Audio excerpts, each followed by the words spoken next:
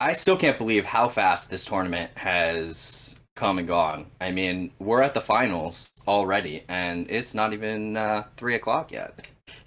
I know, right? Wow, I really thought this was gonna. So it's like it's almost noon for me. I thought this was gonna go like later into the afternoon, but like, oh gosh, happening so quickly.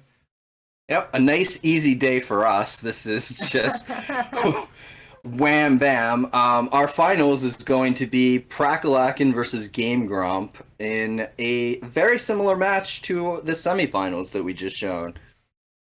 It's going to Yeah, be, very similar. yeah, almost identical lists. Slight Yeah, changes to the Rakano.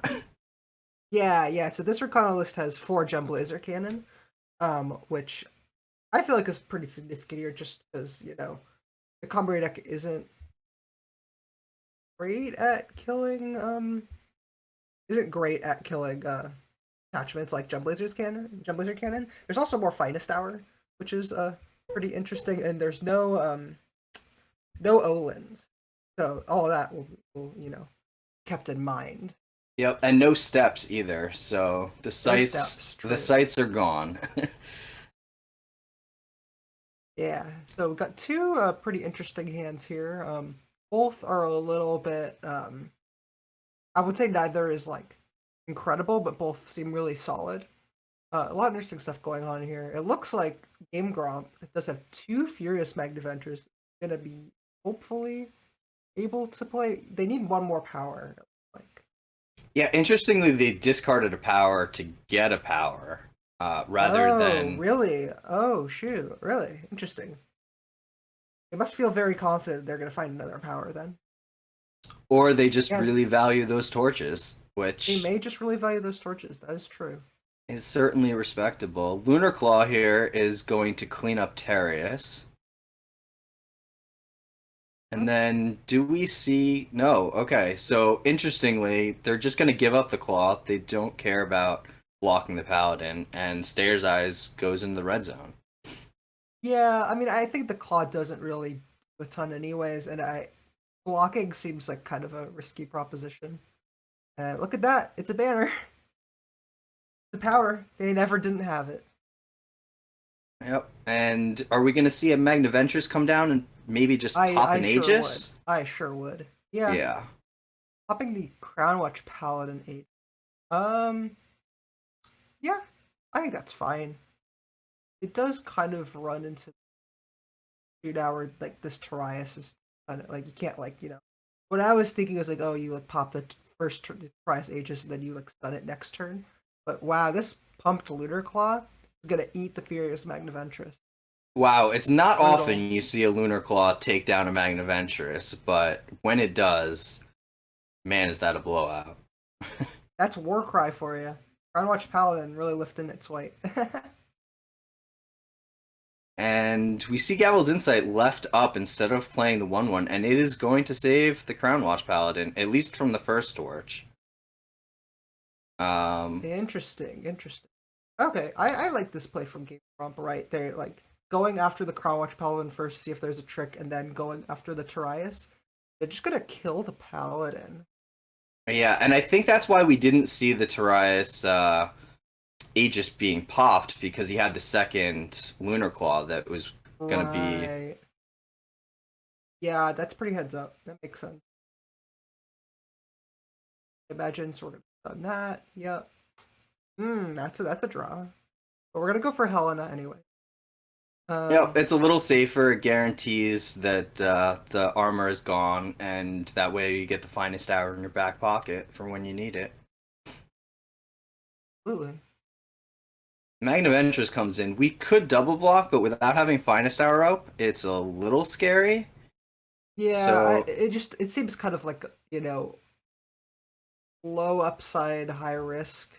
The block rate's just 3 damage. right. Um, yeah, interesting.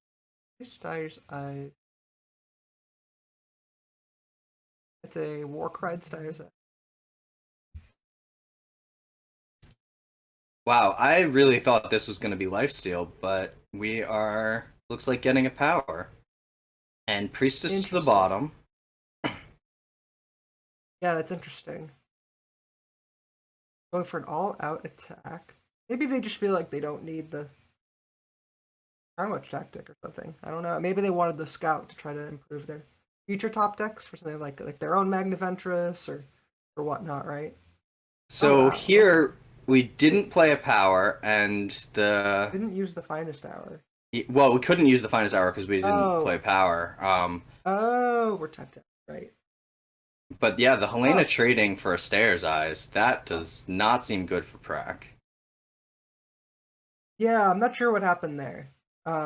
Maybe forgot to play the power. Maybe like was kind of in between two different choices, and then kind of like realized afterwards, like, oh, you know how that happens sometimes, where you like Oh, think you're making absolutely. one choice, make the other, but then realize you like optimized for the first choice. Yeah, you You know just what I mean? It happens. you get a little too excited, you know you're gonna attack, but oh wait, I forgot I didn't have finest hour Yep. up. Absolutely. I have done that many times. Can confirm. Yeah, sadly, my name is not I'm so good, so I have also definitely done that. Well, don't sell yourself short. I don't know. I think you're pretty good, but your name does tell a different As story. do my actions, sadly. No, that's not true. That is a lie. All right, so we've got a bit of a stalemate. Finest hours in everybody's hand, but no one wants to attack. I like this is funny. Game of chicken. Wow, Oni That and was a good top Cider, deck. a huge That top was deck. very That good. dinosaur nest was definitely going to start generating some value. That was a Rune of Law deck. Yep. Saddle All up. right. Get in there, Helena. We're going in. Yeehaw. No longer Yeehaw. scared of an opponent's finest hour. Yeah, big attack for 8.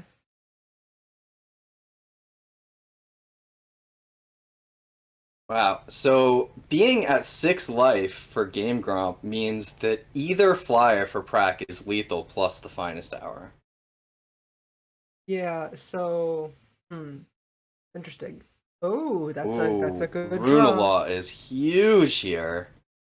Yeah, what Pride can basically make happen is, both of them are okay. I might have wanted to. I guess it doesn't I th- matter. I would have attacked with both, I think. I would have, yeah, I would have ruined the 3/3 and That's what swung I with was both. thinking. Yeah, that's what I was thinking. Yeah, diversify the threats, make the block, Yeah, and they're make attacking. Uh-huh. 12. So this that oh and more. So yeah, this puts Rock at a spot where they have to block the Phoenix, or else like they just die to a finest hour. They've seen the stop already, unless can't tell. Did GameGrump tap out for the Phoenix? Nope, he's got one power left. And wow, we're actually going to see the full A space come out here. No, I like it. It's smart. I mean, we'll see what happens though. I imagine what could be, good block. Let's see. That okay. Yep.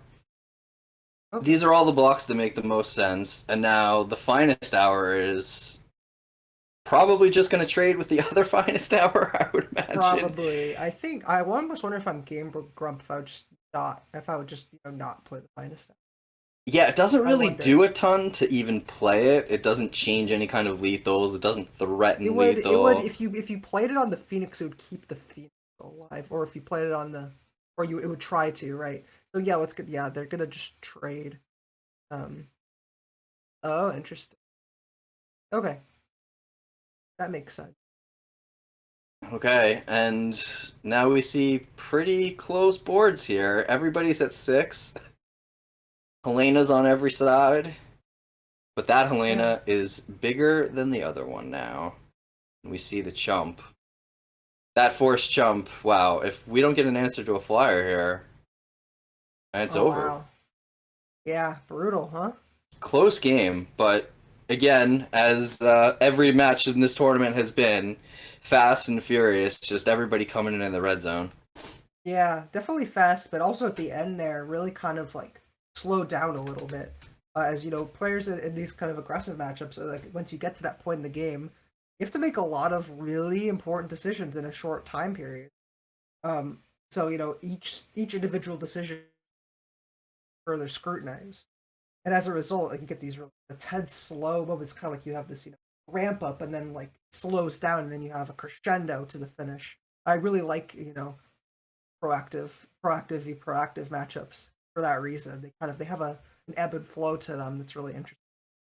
Absolutely. I really like seeing matches where most of the cards are like exactly the same between the two players, and it's just how much advantage you get out of playing each card. So as we saw, I mean, these guys are playing with half of their decks are identical, right? The Magnaventresses, the Yeah, Helenas, there's a lot of symmetry here, and it's yeah, just the a Justice matter of Core. how you're pushing your advantage and the damage. I really like the back and forth. Yeah, they're both kind of using a similar Justice Core for sure because yeah, some of these Justice cards are. But like yeah, definitely there's very similar, but like the subtle differences, like the differences, time versus fire, make for interesting interaction. But like you were saying, like I do really like pure mirror matches. They lead to a lot of skill intensive gameplay. Where it's like both players are working with close to the same tools. Obviously depending on draws and whatnot, but it creates a lot of you can discern a lot about um, optimal gameplay or closer to optimal gameplay from those sorts of matches. Yeah, I really love taking a look at each of the tiny little decisions that players make that lead to just huge blowouts from something seemingly innocuous. Yeah. Oh yeah, totally. So it looks like this hand here from Prek has they're on the draw, but they got a turn 2 Dino Nest. GameGromp is taking again, it looks like. I think actually both players kept. I think both are on 7. Game Grump, I think Mulligan the first one is what it looked like, but I could be wrong. All right, so no one's doing anything on 1. Crown Ross Paladin comes down on turn 2, and do we see This will a be Crown interesting. Watch from the other side, or no? It looks like we're going to see a Dinosaur Nest. Well, we'll see. I wonder. On the draw, I kind of like just playing out a Crown Watch Paladins. Get a trade. It is a little risky, but if you're able to pull off a trade, then I think you're like happy with that. In this case, however, the Lunar Claw is going to eat up the Crown Watch Paladin and let Game Grumps swing in unperturbed. Um, yeah. So Prac has a few options here. We'll see what they choose. They have a few different ways they can navigate the spot. Going for Lunar Claw. All right, that's fair. I mean, you know your opponent's tapped out and get that hit in out. Yeah, that actually, the Lunar Claw, removing the threat from the board really saved a lot because now that Scalesworn is only going to pump itself as opposed to pumping another unit in play. Yeah, no, for sure. But at least the Scale Scorn itself is still just a strong threat on its own. So you definitely there's that extra element where it kind of lose a little bit of its power, but still a respectable threat for sure. Something on the board. It is a little bit potentially, vulnerable depending on what Prac has, but it looks like Prac isn't going to be. They're going to play their own. Um, yeah, that makes sense. But this torch is going to come down. Raid. Yeah, pretty Yeah, brutal. GameGromp doesn't really have much going on in his hand other than a whole lot of interaction. He's got removal, he's got combat tricks.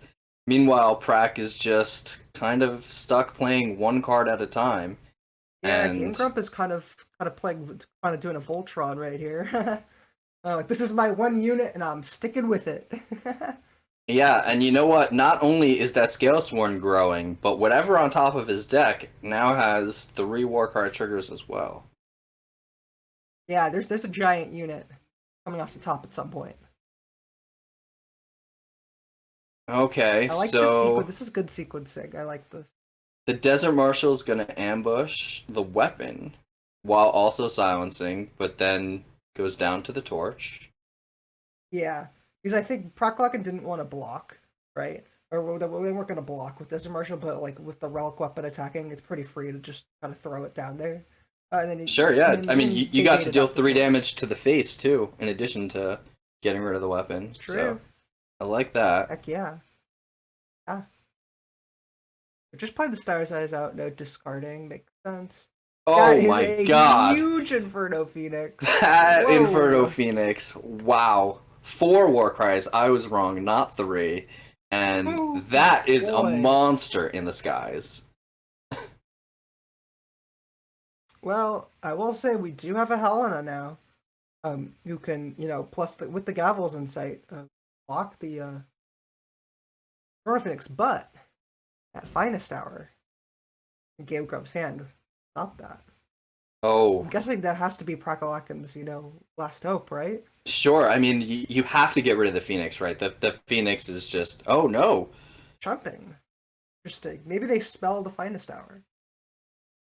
They must Wow. smell it. This is some excellent playing around from Prack. I would have fallen for that trap and gotten wrecked real hard. It's interesting because I'm guessing the reason Prack did that is because they saw the stop. If you don't see the stop, I think you just try to trade with it. But given that Prack sees the stop, knows that that's what it has to be. Given open deck lists, there's not much reason to play around it. Oh, that Lunar Um, Claw. Wow. yeah, Oh, it's not bad.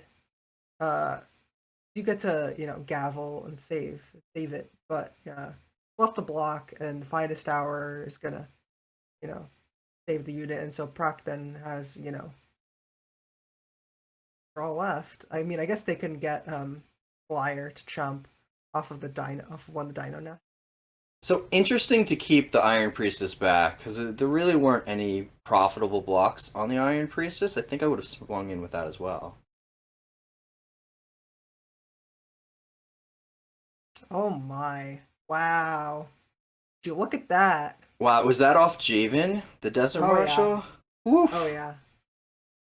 Huge, huge silence coming in, and now GameGromp has a board, but he doesn't have any, threats that are guaranteed to get in. Yeah! Look, never didn't have it. That's all I have to And say. Javen, no longer scared, swings in to pump 2 units. Interesting. I mean, I like it. I think it's pretty free. Yep. Um, and it definitely makes Game Gromp's attacks a lot worse. I suppose just with everything, see if I don't know. I'm trying to think because can't like if the Iron Priestess were like a 3x and maybe you attack and maybe you don't block it for some reason, um, and you can torch, but it's not unfortunately real possibility. The attacks don't look good. They don't look good. The Probably 7-5 can might be to trade just for wait. 2 units, but the 6-5 looks like it's only going to trade for 1. So we're going to see a torch first. Interesting. Okay, I don't hate it. Do Nope, not I hate it. don't either. I mean, this actually makes the attack better, right? Because you can't really eat the Iron Priestess because then you have to chump the other 2 units, and that's kind of risky, right? So generally speaking, you're gonna let the Priestess through probably, and double block one of the big units, chump the other. Then you're getting one of the big things off the board. Yeah, and I liked double blocking the 6-5 so that you save one Yeah. of your units. It Oh does yeah. mean that your board's a little smaller, unfortunately. I think I also would have double blocked with the killer to try and keep the killer around, since Game Gromp is likely going to kill the 4-4 rather than the 3-3. But I don't Yeah. know if that. Ooh, actually, with the Gavel's Insight, that would have been huge That was to a still have really that good around. draw. That was a really good draw. And so, Game Grump has to try to attack here. It not necessarily going to work out super well for them, but they have to What do you attack think here. about not blocking and going down to 2 That here? is that is very risky. It's terrifying. I'm scared It's, just I watching mean, it.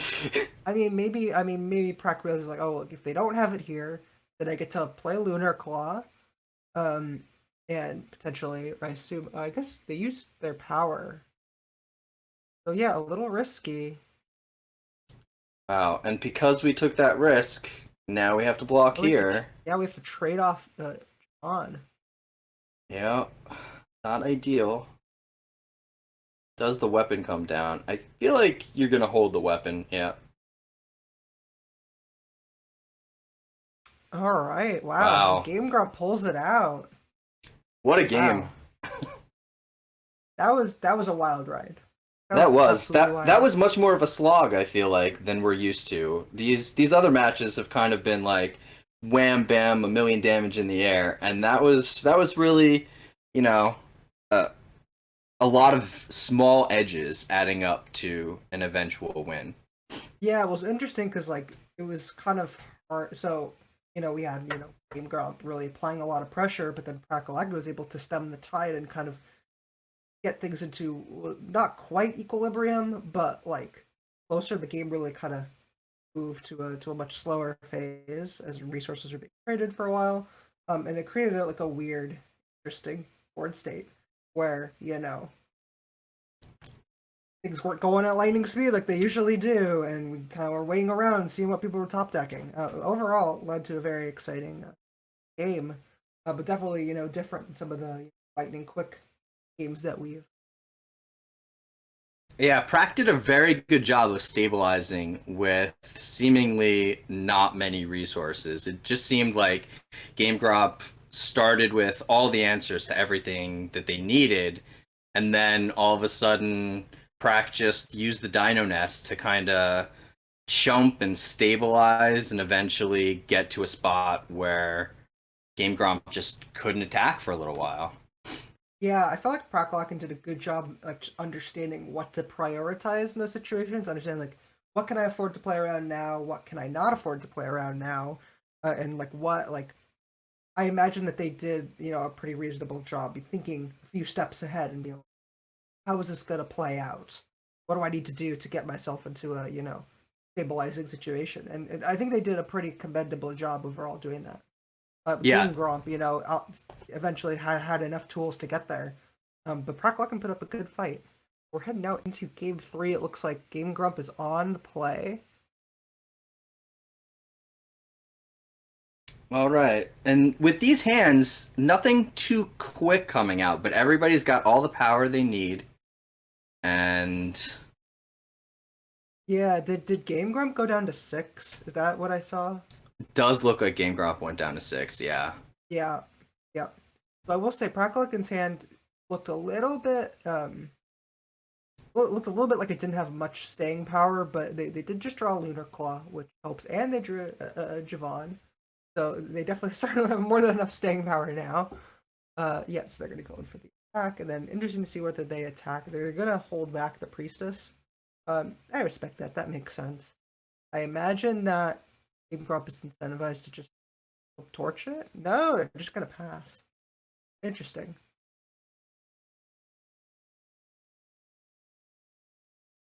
Going for Magnifentress. Yep, done it. Or I guess not stun it. Pop the Aegis. Now we're attacking. Surprised we didn't attack the last turn.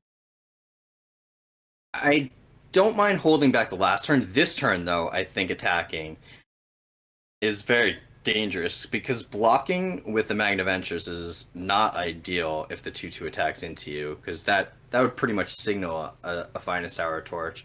But we didn't Yeah, actually see an attack from the 2-2. yeah. I actually would have been interested to see if Game Grump would have bluffed there. I think I might not have blocked if I were in there. If I was in Prackalakin's seat, Game Grump did that.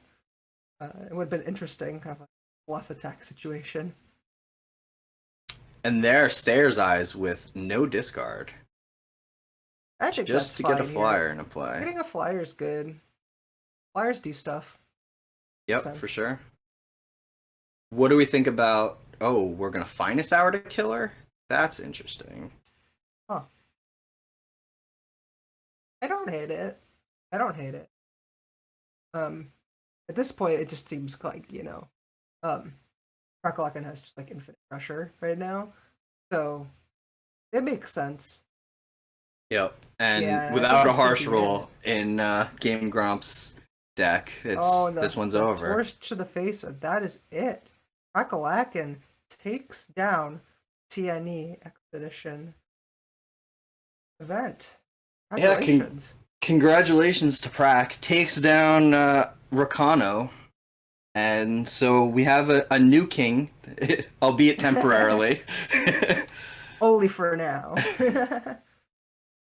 Yeah, no, That's but true. that was a commanding win. That was a really really commanding performance for Palak in these past two matches, really demonstrating uh, prowess with the deck and his ability to think many steps ahead and calculate a game plan. A really really impressive job. Congrats for sure. Yeah, definitely a fun match to watch. And really, this whole tournament was great. I love the speed and just the everybody's just ready to rumble in this format. And, while it was a little bit solved, and I'm not necessarily sad to see it go, it was pretty fun while it lasted. I definitely enjoyed it.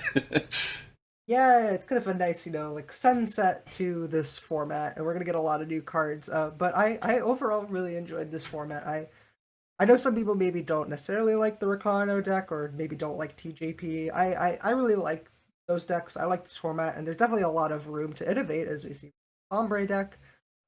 That did pretty well today. Uh, there's a lot of cool stuff happening in the format. I've really liked it. It's been a good expedition format for sure, I think.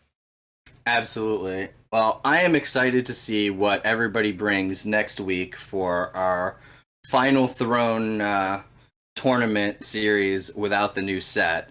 But I have to say, I'm even more excited for that new set. I can't wait.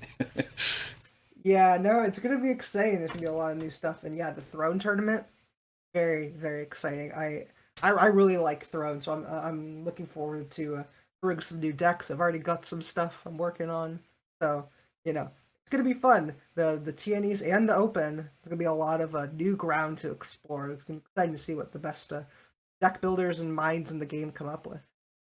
Yeah, I really enjoy Throne. It's kind of like the Wild West of Eternal. Anything Oh yeah. goes. If you can dream it, you can do it. And I can't wait to see what everybody brings for us next week. I Yeah, think looking forward to it. I think that's all we have for this week, though. It's been a blast. Thank you for joining me. Well, thank you for having me. Yeah, this was great. I haven't dipped my toes into coverage for a while. I'm glad I was able to stop by and hang out and play some cool games. Yeah, Yeah, okay. Thanks, everybody. Join us next week where we will have Throne. And as for myself and Doc28, I think we're going to call it a day.